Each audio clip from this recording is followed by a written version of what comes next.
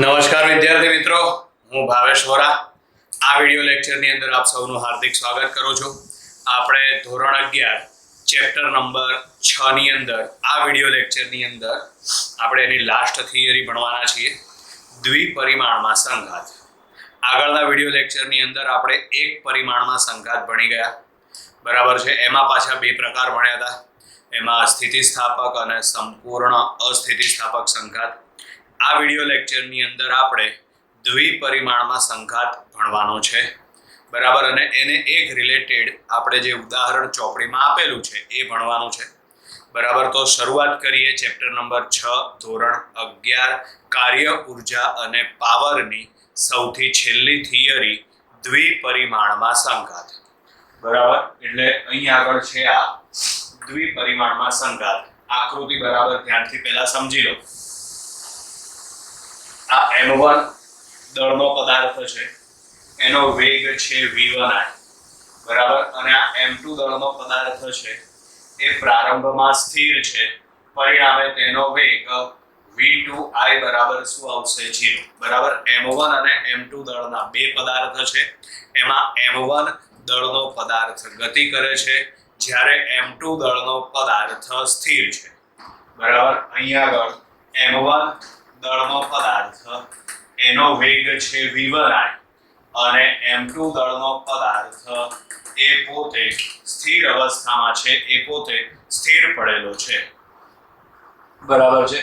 આ પદાર્થ અથવા તો આ કણ આની સાથે અથડામણ અનુભવે, અથડામણ પછી ધારો કે પહેલો કણ અથવા તો પહેલો પદાર્થ એ આ બાજુએ એટલે θ1 ખૂણે આગળ વધે છે, અને બીજો અથડામણ પછી બીજો પદાર્થ છે એ θ2 કોણે આગળ વધે છે। અથડામણ પછી પહેલા કણનો વેગ v1f છે, અને અથડામણ પછી બીજા કણનો વેગ v2f છે, બરાબર છે। એટલે હવે એની સમજૂતી આપણે જોઈ લઈએ। શું કહે છે? આકૃતિમાં દર્શાવ્યા પ્રમાણે v1i વેગથી ગતિ કરતો m1 દળનો પદાર્થ બીજા સ્થિર પડેલા m2 દળ વાળા પદાર્થ સાથે અથડામણ અનુભવે છે, બરાબર। અથડામણ m1 અને m2 દળના પદાર્થ અથડામણ બાદ, અહીંયા આગળ બાદ શબ્દ રહી ગયો છે, અથડામણ બાદ m1 અને m2 દળના પદાર્થ θ1 અને θ2 કોણે ગતિ કરે છે, બરાબર। અથડામણ બાદ m1 અને m2 દળના પદાર્થ θ1 અને θ2 કોણે ગતિ કરે છે, બરાબર છે। તેમ અથડામણ બાદ તેમના વેગ અનુક્રમે v1f અને v2f છે, બરાબર। આપણે આગળ ભણી ગયા એ પ્રમાણે અથડામણ એટલે કે સંઘાત કોઈ પણ પ્રકારની હોય, વેગમાન સંરક્ષણના નિયમનું પાલન તો થાય જ, એટલે આપણે અહીં આગળ રેખીય વેગમાન સંરક્ષણનો નિયમ લાગુ પાડી દઈએ। રેખીય વેગમાન સંરક્ષણના નિયમ પરથી આપણે અહીં આગળ એના એટલે કે વેગમાનના x અને y બંને ઘટક ધ્યાનમાં લેવા પડે, કારણ કે આપણે દ્વિપરિમાણમાં સંઘાત ભણીએ છીએ। પરિણામે વેગમાન એ કઈ રાશિ છે? સદિશ રાશિ છે। પરિણામે વેગમાનના બંને ઘટક એટલે કે x ઘટક અને y ઘટક બંને ધ્યાનમાં લેવા પડે, બરાબર। હવે સમજો, અહીં આગળ અથડામણ પછી પહેલો ગોળો આ દિશામાં જાય છે, એનો ખૂણો છે θ1। આ ખૂણો θ1 એટલે ભૂમિતિ પ્રમાણે વિચારો એટલે આ ખૂણો પણ θ1 જ થશે, બરાબર। એનો વેગ કેટલો છે?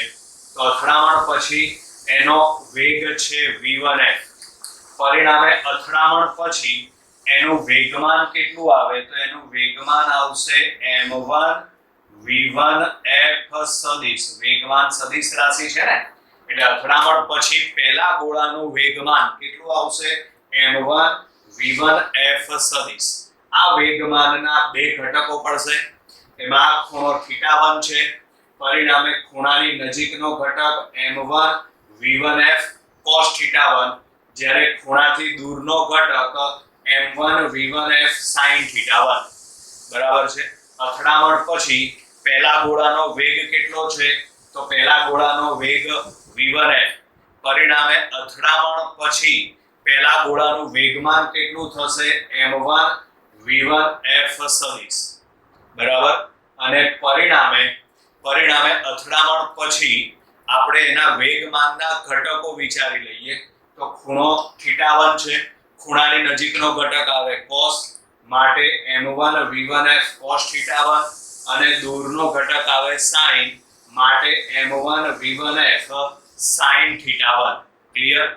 એવી જ રીતે બીજા ગોળા માટે અથવા તો બીજા પદાર્થ માટે અથડામણ પછી બીજા પદાર્થનો વેગ v2f છે, પરિણામે અથડામણ પછી બીજા ગોળાનું વેગમાન આવશે m2 v2f સદિશ. બરાબર, અથડામણ પછી બીજા ગોળાનો વેગ v2f છે, પરિણામે અથડામણ પછી બીજા ગોળાનું વેગમાન આવશે m2 v2f સદિશ.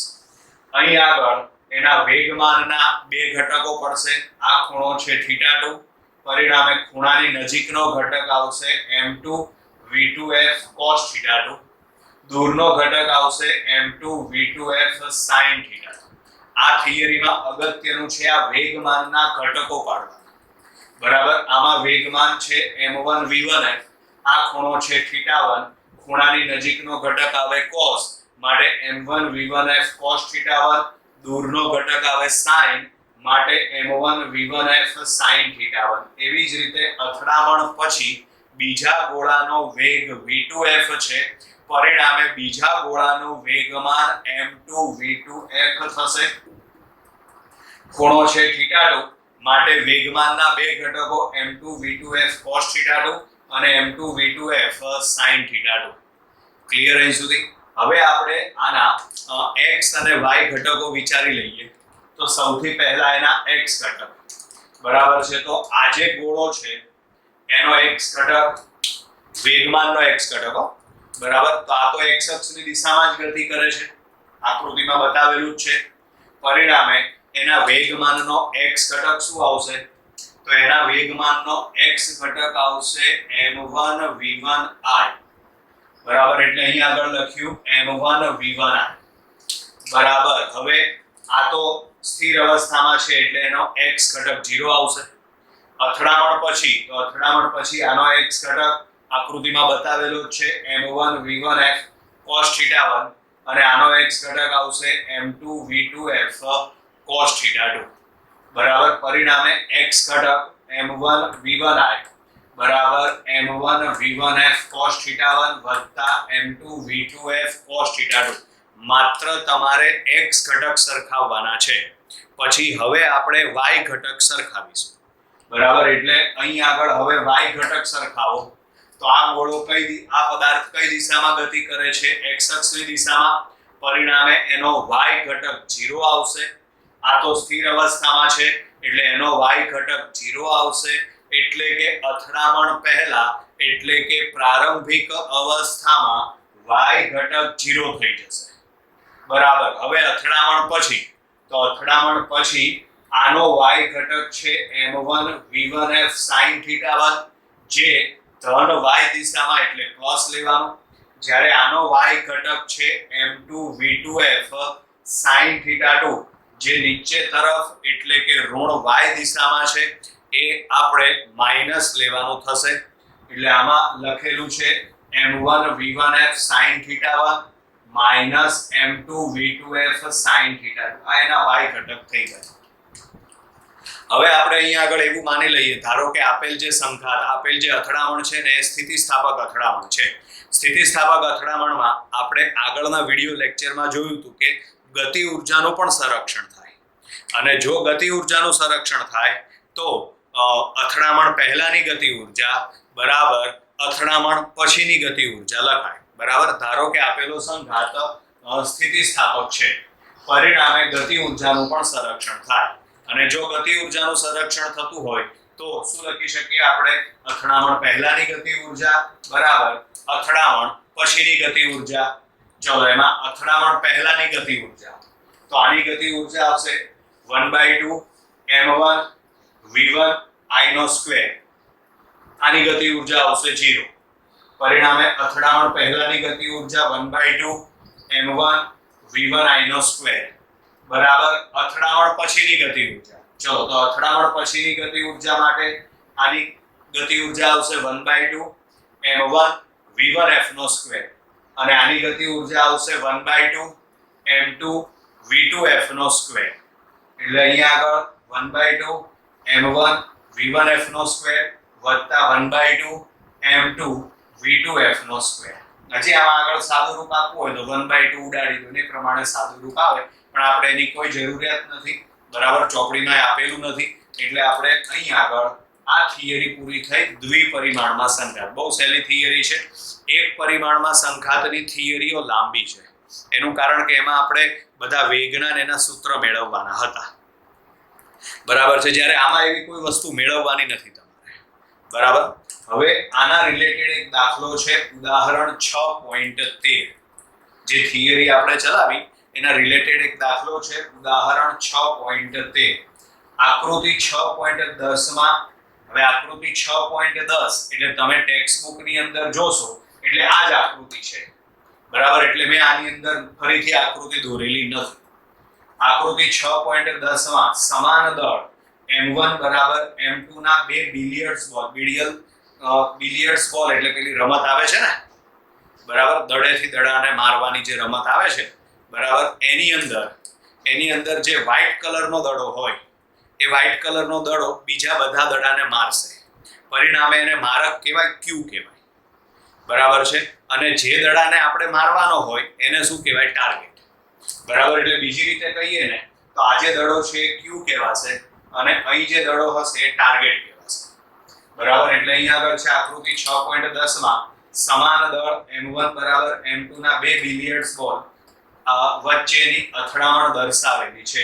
પ્રથમ બોલ મારક એટલે કે ક્યુ કહેવાય છે. બરાબર, એટલે આ મારક છે દડો, એને આપણે ક્યુ, ઇંગ્લિશમાં ક્યુ કહેવાય અને ગુજરાતીમાં એને મારક કહેવાય. બરાબર, જ્યારે બીજા બોલને લક્ષ્ય એટલે કે ટાર્ગેટ કહેવાય. બરાબર છે, આ જે દડો છે ને એને લક્ષ્ય અથવા તો શું કહેવાશે? ટાર્ગેટ. બરાબર, એટલે આ દડાને લક્ષ્ય કહેવાય. જેને આપણે મારવાનો છે એ દડાને લક્ષ્ય કહેવાય. જેના વડે મારીશું એ ક્યુ કહેવાય. બરાબર, મારક કહેવાય. જ્યારે બીજા બોલને લક્ષ્ય એટલે કે ટાર્ગેટ કરે છે. બિલિયર્ડનો ખેલાડી લક્ષ્ય બોલને ખૂણાના કાણામાં નાખવા માંગે છે. બરાબર છે, એની અંદર એ રમત તમે જુઓ, ટેબલ વાળી રમત, એમાં ટોટલ કેટલા ખાનાઓ હશે? 6. હવે 6 માંથી કોઈ પણ એક ખાનામાં એ દડાને આપણે નાખવાનો હોય. બરાબર, જે θ2 બરાબર 37 ડિગ્રીએ છે. બરાબર, એટલે આ θ2 બરાબર 37 ડિગ્રી. એટલે કહેવાનો મતલબ એમ છે તમારું જે લક્ષ્ય છે ને, આ ગોળો છે, બરાબર, એ આ રીતે 37 ડિગ્રીએ જવો જોઈએ. પરિણામે 37 ડિગ્રીએ જે કાણું આવેલું હશે એની અંદર જઈને એ દડો પડશે. બરાબર છે, ટપી પડી ના પડી? આ મારક દડો છે, એના વડે આપણે આ દડાને મારીશું. આ દડો સ્થિર છે. બરાબર, અથડાયા પછી આ દડો θ2 બરાબર કેટલા ડિગ્રીએ જવો જોઈએ? તો θ2 બરાબર 37 ડિગ્રીએ જવો જોઈએ. બરાબર, કેટલા ડિગ્રીએ જવો જોઈએ? તે 37 ડિગ્રીએ. એનું કારણ કે અહીં જે કાણું છે ને એ 37 ડિગ્રીએ આવેલું છે. બરાબર છે, પરિણામે આ ખૂણો આ દડો કેટલા ડિગ્રીએ જવો જોઈએ? 37 ડિગ્રીએ. તો જ એ કાણામાં જઈને પડે. બરાબર, એટલે જે θ2 બરાબર 37 ડિગ્રી છે. ધારો કે અથડામણ સ્થિતિસ્થાપક છે અને ઘર્ષણ તથા ચાપગતિ મહત્વના નથી, તો θ1 મેળવો. આની અંદર આપણને θ2 બરાબર 37 ડિગ્રી આપી દીધું. હવે આપણે ઉપર θ1 ખૂણો મેળવવાનો છે. આ θ1 મેળવવા માટે તમને રકમમાં આપેલું છે કે અથડામણ સ્થિતિસ્થાપક છે. હવે જો અથડામણ સ્થિતિસ્થાપક હોય તો અથડામણ પહેલાની ગતિ ઉર્જા બરાબર અથડામણ પછીની ગતિ ઉર્જા. પહેલા આપણે એનો ઉપયોગ કરીએ. બરાબર, એનો ઉકેલ આપેલ અથડામણ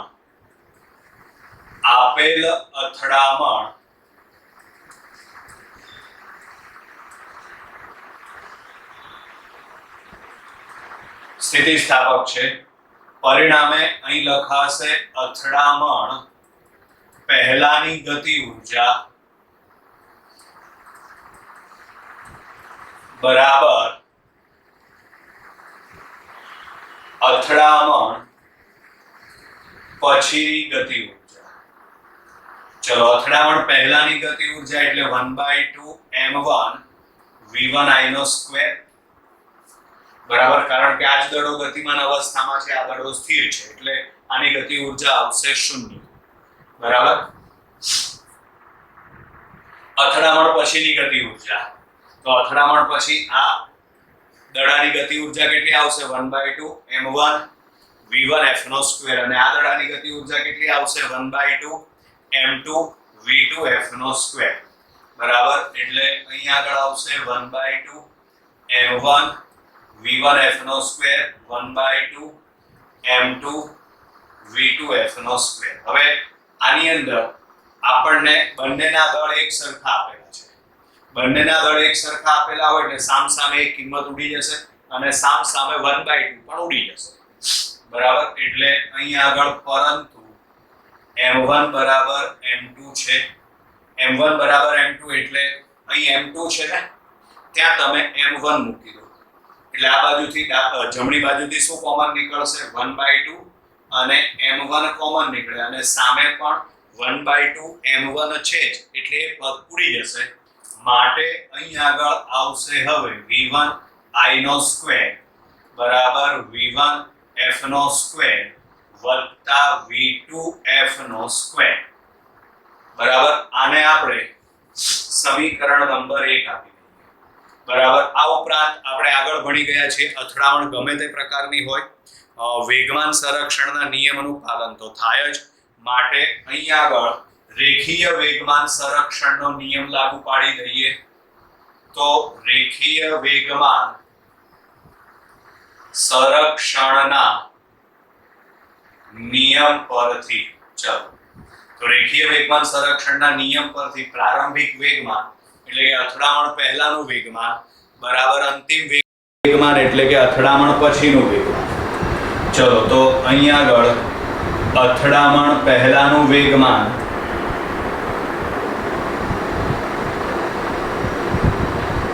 બરાબર અથડામણ પછીનું વેગમાન.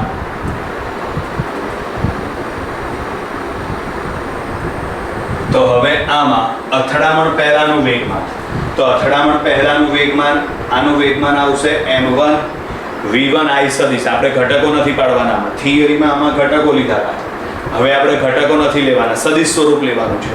એટલે આવશે m1 v1 i સદિશ, આનું વેગમાન આવશે 0.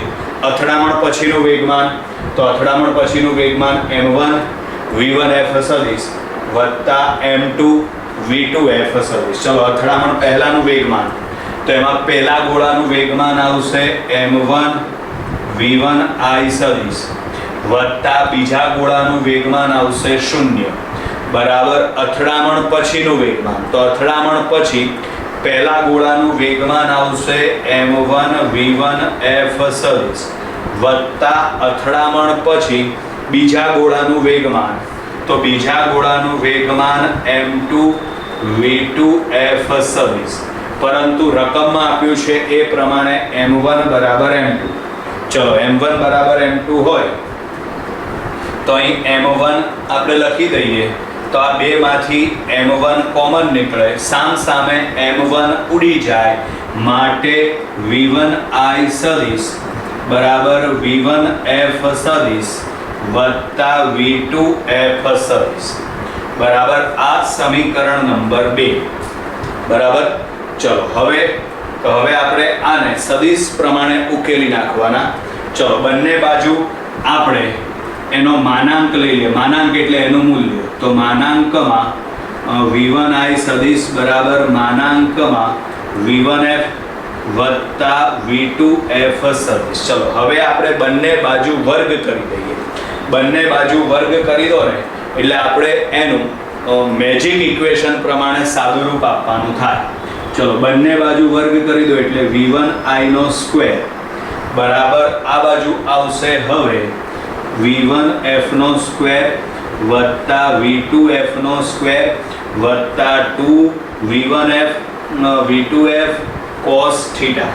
બરાબર, એક બીજી વસ્તુ ધ્યાનમાં રાખજો, અહીં થીટા એ કોની વચ્ચેનો ખૂણો મળે, તો થીટા એ v1 f અને V2F વચ્ચેનો ખૂણો મળે. બરાબર, આકૃતિ તમે જુઓ તો V1F અને V2F વચ્ચેનો ખૂણો એટલે તો V1F અને V2F વચ્ચેનો ખૂણો એટલે આ આખો ખૂણો થાય. બરાબર, એટલે આ ખૂણો આપણને થીટા માપનો મળે. અહીંયા આપણે થીટા માપનો ખૂણો લીધો. બરાબર, આપણે આનું સાદું રૂપ આપવા માટે બંને બાજુ વર્ગ કર્યો. બંને બાજુ વર્ગ કરો એટલે આપણને આ સૂત્ર મળે. બરાબર, આ સૂત્ર આપણે ચોથા ચેપ્ટરમાં આવી ગયું છે. ચોથા ચેપ્ટરનું સમીકરણ r બરાબર √a² + b² + 2ab cos θ. આ સૂત્રને આપણે મેજિક ઇક્વેશન કીધેલું છે. બરાબર છે, એનું કારણ કે બહુ બધી વખત ઉપયોગમાં આવે છે. બરાબર, ચલો, એટલે આ સૂત્રનો આપણે ઉપયોગ કર્યો અહીંયા આગળ. બીજી એક વસ્તુ, અહીં થીટા એ કોની વચ્ચેનો ખૂણો આવશે? તો થીટા એ V1F અને V2F વચ્ચેનો ખૂણો આવશે. ક્લિયર અહીં સુધી? ચલો, હવે આ સમીકરણ નંબર 1 નો ઉપયોગ કરો.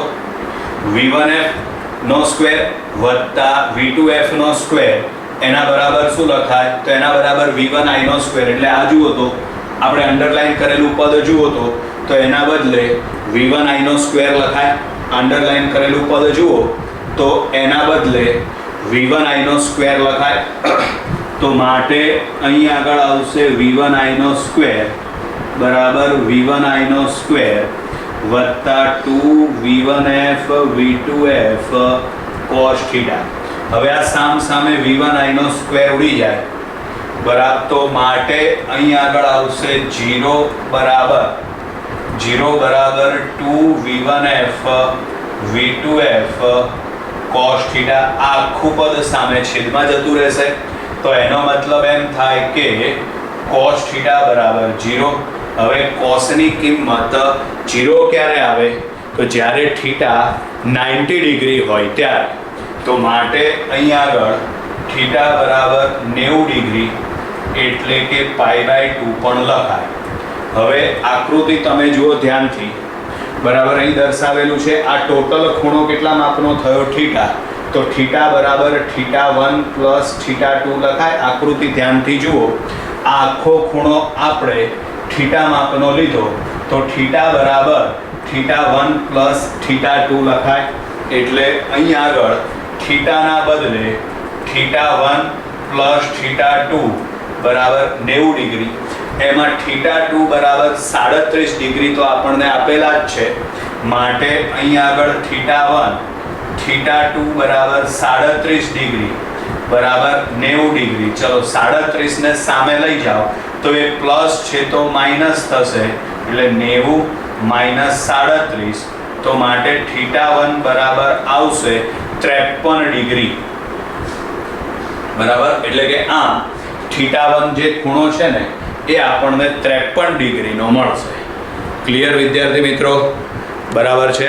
તો અહીં આગળ આપણે ધોરણ 11 ચેપ્ટર નંબર 6 કાર્ય, ઉર્જા અને પાવરની બધી જ થિયરી પૂરી કરેલી છે. એક ઉદાહરણનો દાખલો પણ આપણે પૂરો કરેલો છે. બરાબર, હવે આગળના વિડીયો લેક્ચરથી ચેપ્ટર નંબર 6ના દાખલા આપણે ભણાવીશું.